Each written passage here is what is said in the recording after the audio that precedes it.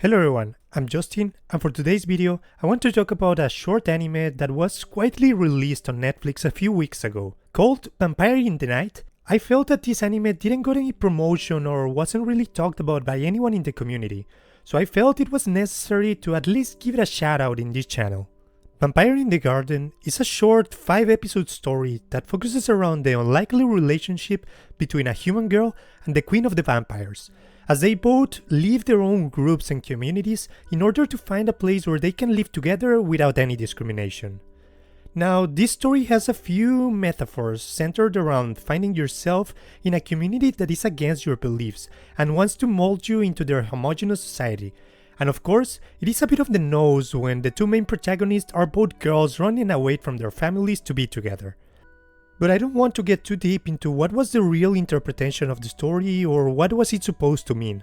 Instead, I want to focus on what happened in the story and whether it was good or a bad story. There will be some minor spoilers, but I will try to keep it as broad as possible, so keep that in mind. To me, this anime felt like a 24-episode story condensed into 5 episodes, which is not always a bad thing. Sometimes shorter stories keep the plot straight to the point, and that keeps you in the edge, waiting for the next development that you know is going to happen. But in this case, it was to the detriment of the story. You had some interesting characters like the katana-wielding uncle, or a possible villain in the mad scientist, that because of the short screen time fell into the minor character category, and didn't got any character development aside from 1 or 2 short flashbacks. Don't get me wrong, I still like the uncle and I wish they had developed a bit more into his relationship with the vampires so that we could get more invested into him. Same can be said about the main characters.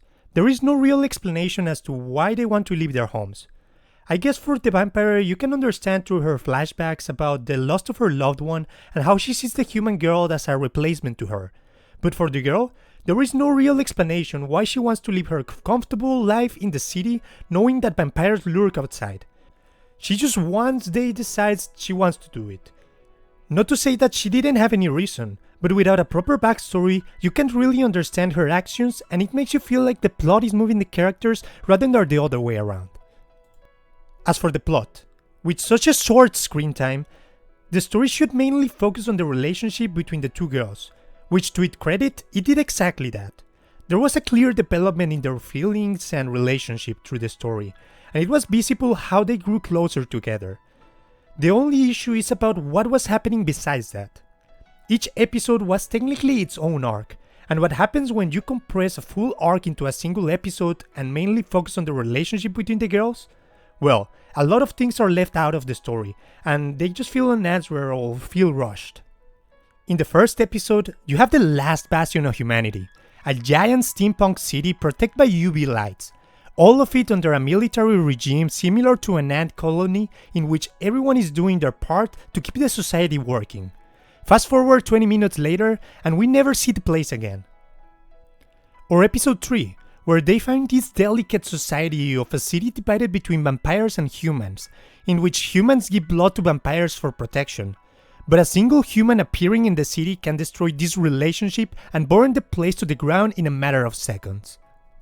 And finally, the Utopia in episode 4. I'm not giving any spoilers for this one, but when they act one way for a minute and the next minute they are acting the opposite way, everything feels too unrealistic, going from 0 to 100 in a matter of seconds. And again, the plot moving the story is a problem that consistently I see through this anime. Giving a few episodes to understand why the people are acting this way, how is the city functioning the way it is, explaining the delicate balance of power. All of this could be helped to develop the story and make you feel more invested not only in one of two characters, but invested in the minor characters, the whole world and their circumstances. A short story can still be good when you focus on a single point, but when you give too much of a background and show too many places, people will want to know more about those places and their people. Overall, I still enjoyed the story. Being only 5 episodes long, you can finish it in less than 2 hours, making it basically a movie divided in parts. The animation is good for the most part, aside from maybe 1 or 2 weird scenes. The few action scenes were interesting, and the main character design was good. I personally like how they made the vampires a bit weaker compared to the more traditional versions, and giving them this drug that powered them up to the cost of their life made you feel more relatable to them. If you have nothing to watch on a weekend, I would recommend you to give this one a try. Yes, it's not the best story and it has a lot of loose points, but overall it's a really enjoyable watch. And with that said, we come to the conclusion of this anime review. What did you guys thought of Vampire in the Garden? Let me know in the comments below. Until then, see you guys next time.